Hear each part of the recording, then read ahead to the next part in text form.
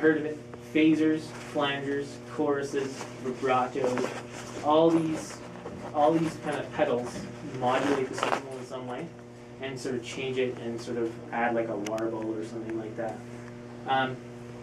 When I mentioned the old school method of guitar pedals and putting them in the chain, is whenever people would get pedals in the 60s and 70s, they would always put them in front of the amp before any distortion. And the reason they did that is because they couldn't physically put it after the distortion because they didn't have a way to get behind that distorted amp and into the power amp. So before effects loops were born, that's sort of what people would do, is throw it in the front. And the reason I like to throw it in the front is because if you have a finicky pedal that has, like, a lot of times you'll find pedals that have, when you turn them on, there's a little bit of a volume drop in them. And if you're after distortion, it'll cut the level of your amp completely. Like basically anything after distortion will control the volume of your amp. So the reason I like to use it all in front is if I do have like this phase 90 here, and this may have a volume drop. If you're in front of distortion, it's not going to matter. It's just going to have no effect whatsoever.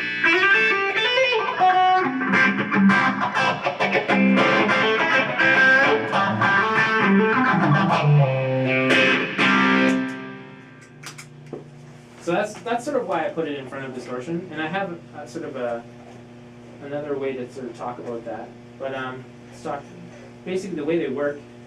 The way a phaser, flanger, chorus works is basically they copy your signal, and they take the other stuff, the copy of the signal, and do something weird to it. In the way the flangers and choruses work is they actually will delay the copied signal slightly, and that sort of adds like almost like a doubling effect. And the best way to describe it is how they actually invented flanging and chorusing. Is if you think back to the 60s when they had reel-to-reel machines and they had those babies going, if you pressed your finger on the tape, you'd slow the tape down, and it's sort of like rrrr. That's exactly what a flanger does, and that's where it actually gets its name. They were pressing their finger on the flange to slow down the second reel that was going. So that's sort of how that sort of got going. Phasers are a little bit different. They sort of basically copy the signal and add like filters to it, and that's sort of where it gets that sort of whoosh to it. And what they do for phasers and choruses and stuff is basically the copied signal is sort of delayed and sort of going like this to sort of add like a speed to it, and that's what this.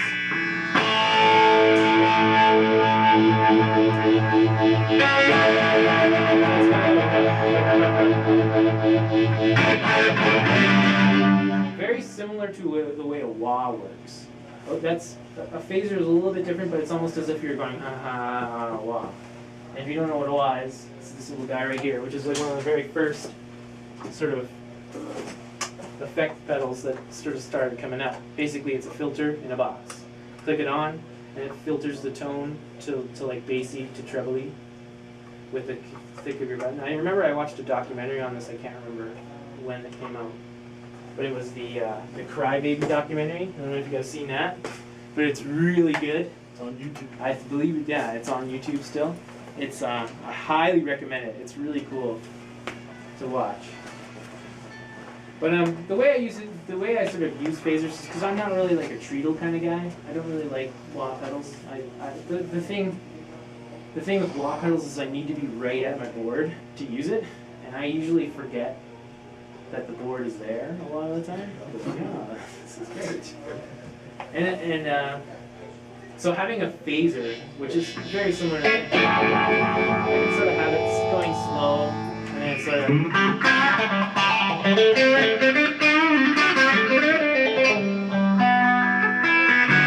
a really subtle effect, but it's nice to get like some sort of like movement to your sound, especially when you're doing like the it's sort of like whooshing as you solo and stuff. It's really cool. The other kind of type of effects you can get is a flanger. which is basically, like I said, the reveal getting slowed down a little bit.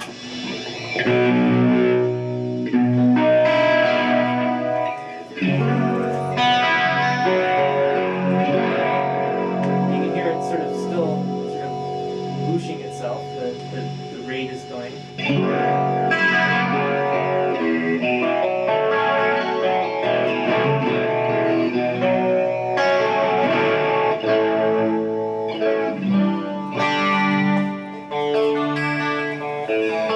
But flangers and choruses and phasers are really good for getting sort of movement to your sound, adding a really nice sort of texture to like a clean sound or something like that. Earlier when I did this,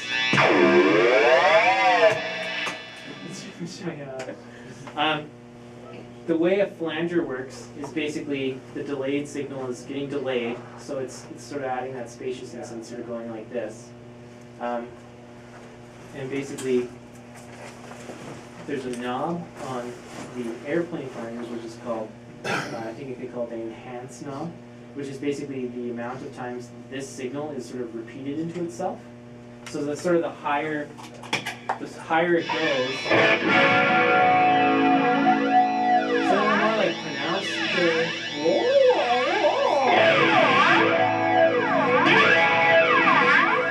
it starts to get a little nuts. But it's kind of cool the way this feature is. Paul Gilbert, the signature flanger that this was just sort of designed after, his was broken. So basically that enhance knob went too high, and he would use that just as basic, because he's sort of known for not using a whammy bar anymore. So he would sort of be like, already doing it.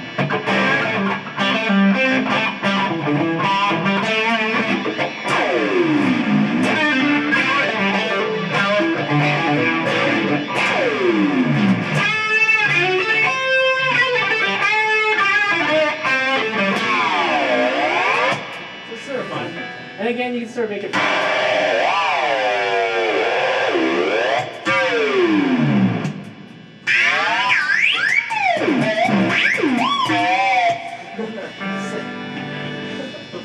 Funnest shit ever. But modulation pedals are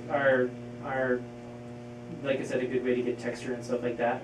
I find a lot of times when I'm using lots of gain as well. Like if I'm sort of doing this thing, I got this guy on.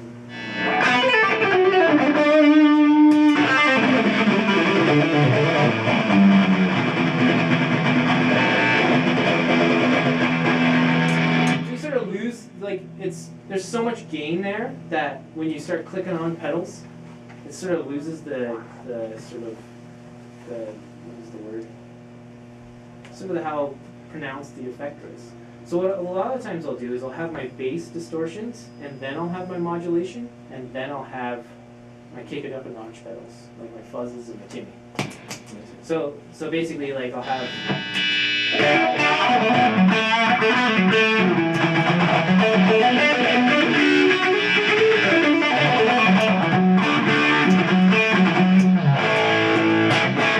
But it sort of keeps, it makes sure that, it makes it so that the effect stays just as pronounced when it's sort of sandwiched in between two distortion pedals. And that's sort of a good way to sort of make sure that you don't get, you don't forget the reason why you turned on that pedal. Which brings me to probably the most disastrous pedal to your wallet, and that's fuzz pedals. The reason I say that is a lot of people don't really understand fuzz pedals. Obviously, most fuzz pedals were sort of designed usually in the 60s or 70s. They're basically these guys who are just desperate to get more distortion out of amps. So right there tells you that these amps are already cranked to Jesus levels, like super hot. And then they basically take these fuzz pedals and pump them into the front end of the amp to get even more shit out of them. So the first thing people don't understand about fuzz pedals is you gotta play loud in order to get the full effect. This is rock and roll here. Fuzz pedals can be really finicky because a lot of times because they're such old designs, they're really sensitive to sort of the environment that they're in, the way that they interact with the guitar. Because basically the guitar's pickups sort of can talk to the fuzz pedal in like electronically, and I can kind of go into that afterwards. But basically, your guitar's pickups have like an impedance, it's called, to them, and certain fuzz pedals want to see a certain level of impedance going into the fuzz pedals. That's why watching like Jimi Hendrix and shit, when he had the wah and his fuzz pedal, he'll basically click on the wah and it's like like freaking out, and that's because the wah is changing the impedance of the pickups and is basically affecting the way the fuzz is reacting to that. So it's always important to keep fuzz pedals first. And I know I'm cheating a bit by this satellite board that I've created, but these are all sort of true bypass pedals, which means that when you turn them off, there's a physically mechanical connection that's connecting the inputs and the outputs, which is important for sort of keeping your tone sort of strong all the way through. But basically fuzz pedals are finicky little bitches. Like this thing sounds awful.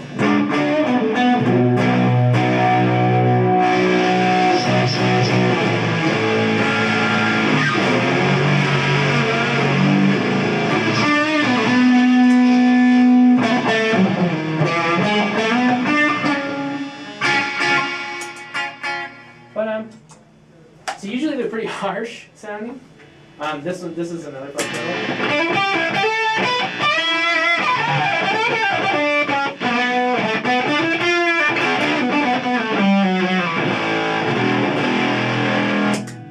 So usually they don't really have like a musical context. You're like, oh god, that's awful. But one of the sort of tricks that I use to sort of tame fuzz pedals, and I don't like to use that really that word because that's not really my thing. I don't really like to tame it. But you can actually, another part of understanding how they work them is usually they're running into like a distorted amp. So a lot of times guys will buy fuzz pedals and be like, this sounds like Jesus garbage, like awful. But it's because you're running into a clean amp. So one of the times I'll do is I'll cascade it into like my overdrive.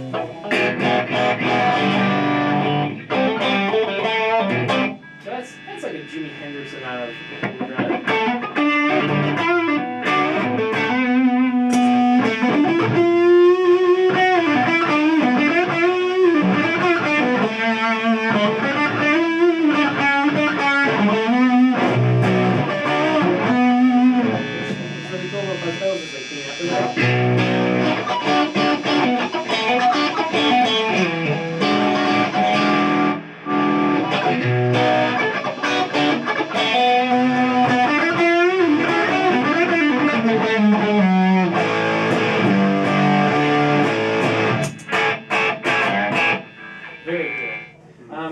The Fulltone 70 is basically a copy of the original big circly fuzz face, it's called. They call it the Dallas Arbiter fuzz face.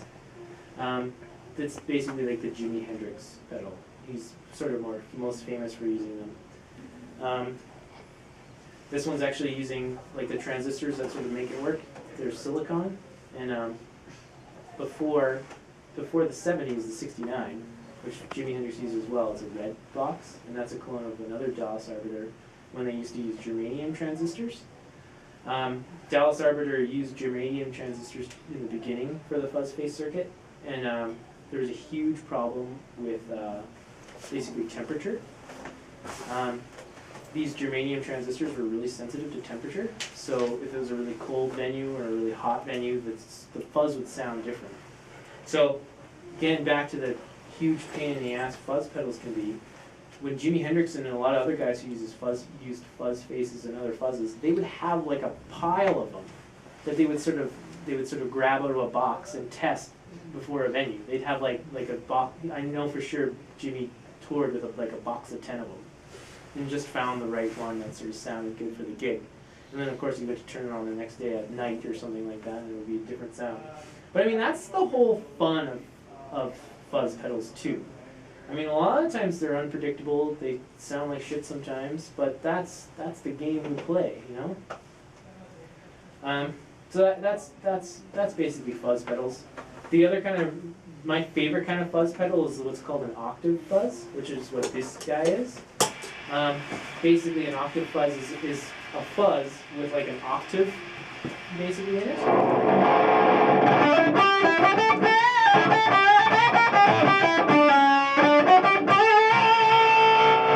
So it's basically like it's shifting your sort of your sound up a little bit.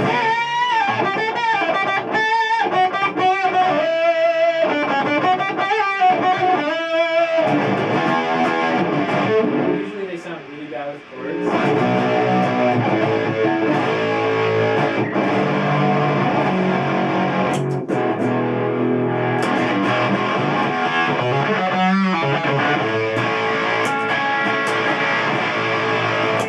Sort of gross and sort of squishy sounding. A trick to sort of getting cool things out of octave fuzzes is to use your tone knob. And you use your neck pickup.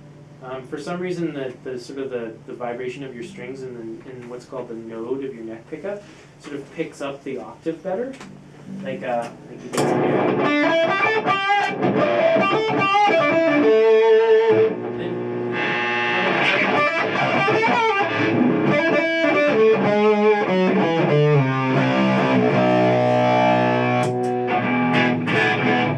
The other kind of octave fuzzes, you can go octave down, which is sort of like my favorite one because it's like the brown note.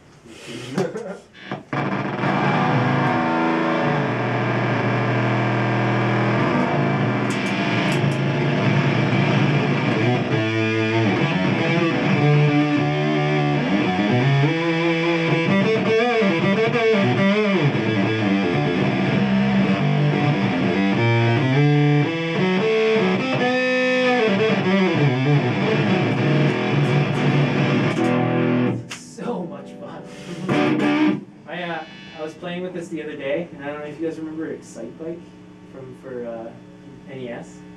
It totally replicated that sound of like the guitar of the bike sort of revving. How did I do that?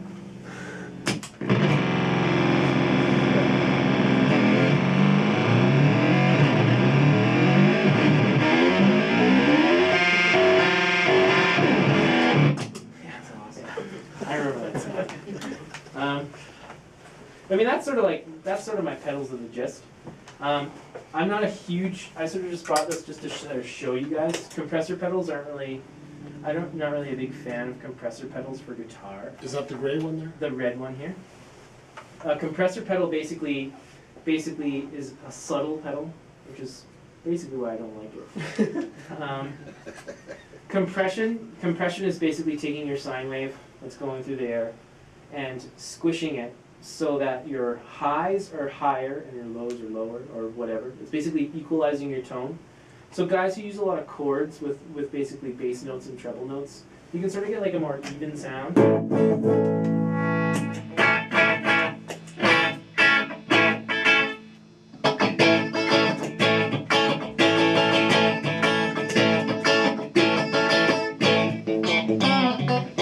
Country guys like it.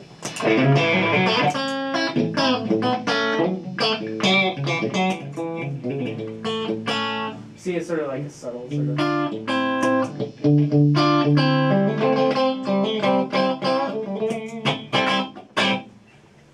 So I don't really use compressors a lot. Bass guys like it because it sort of evens out your notes a little bit, sort of makes it a little bit sort of smoother and nicer, sort of behind the mix sort of thing. The other kind of pedal that I sort of neglected to sort of show you is this blue one. I'm probably going to get into trouble for you to show you guys this, but I don't care. I'm an adult. This is actually a prototype that Seymour Duncan is building for basically their new US-made line. And it's basically a chorus and flanger. And the reason I say it's a chorus and flanger, and the reason they can do it quite easily, is when I was sort of explaining the difference between, or how choruses and flangers and faders work. there really isn't a lot of difference circuit-wise to a flanger, to a chorus, to even a delay pedal. They're all doing the same thing. They're taking the note, copying it, and delaying it. The only thing that separates a chorus flanger and a delay pedal, like this guy, remember, is the delay time. Obviously, a delay pedal, you have probably like, what is that, like 400 milliseconds or something like that, between the time you hit it and the time that it repeats the note. A chorus pedal, or sorry, a flanger pedal, the delay time is more like 5 milliseconds. And it's not a slow enough delay time for you to even notice that there is a delay. And that's why you hear that sort of like that, almost like a hollow sound that's happening, because it's basically canceling the note out that you're making. And then basically the rate that it's doing is sort of shifting through the frequencies that it's canceling. And then a chorus is basically a flanger with a slightly longer delay time, so maybe 10 to 12 milliseconds. I always sort of joke that a chorus is basically just a lazy flanger. So basically, Seymour Duncan can make both pedals in the same box because all they're doing is altering the delay time that the chorus is doing. Another really cool effect that comes from chorusing is what's called vibrato. And vibrato, I mean, you know, like, or you can use your guitar.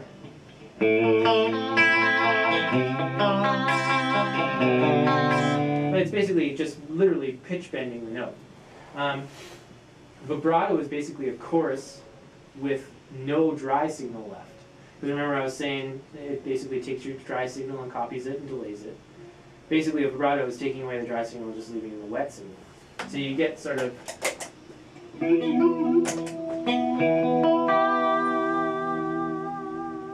this like sort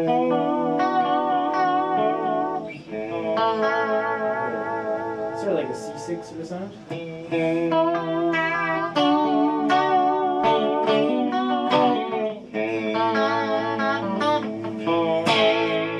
Sort of a neat effect.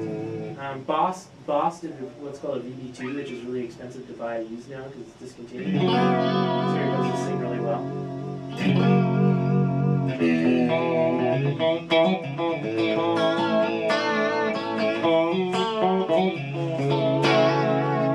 But it's a cool effect.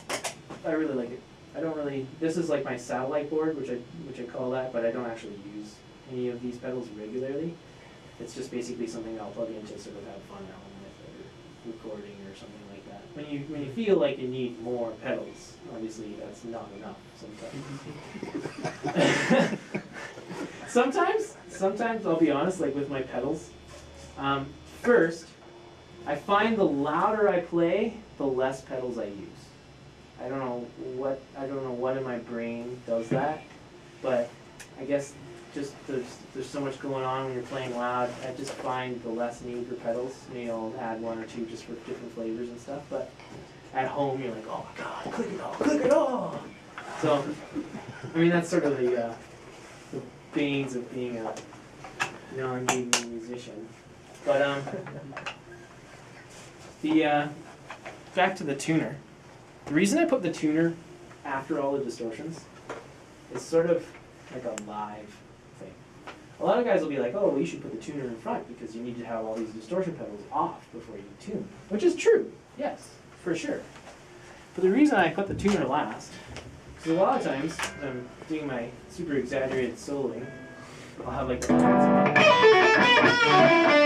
and then the solo starts to build, and you're like, oh my god, crescendo, crescendo.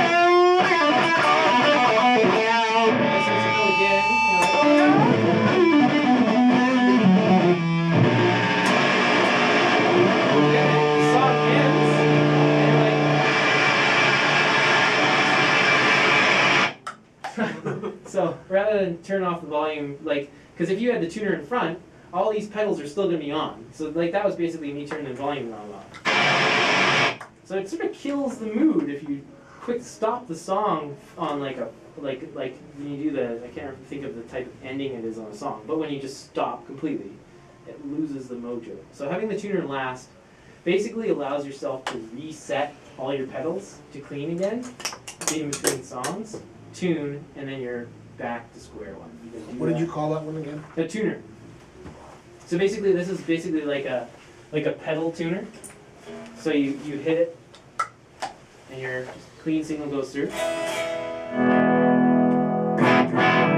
And then if you want to tune silently on stage, you can actually just click it down, and it mutes the signal, and you just tune it.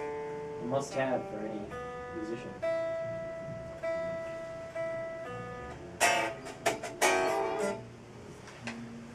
But that's basically sort of the types of effects that you can get.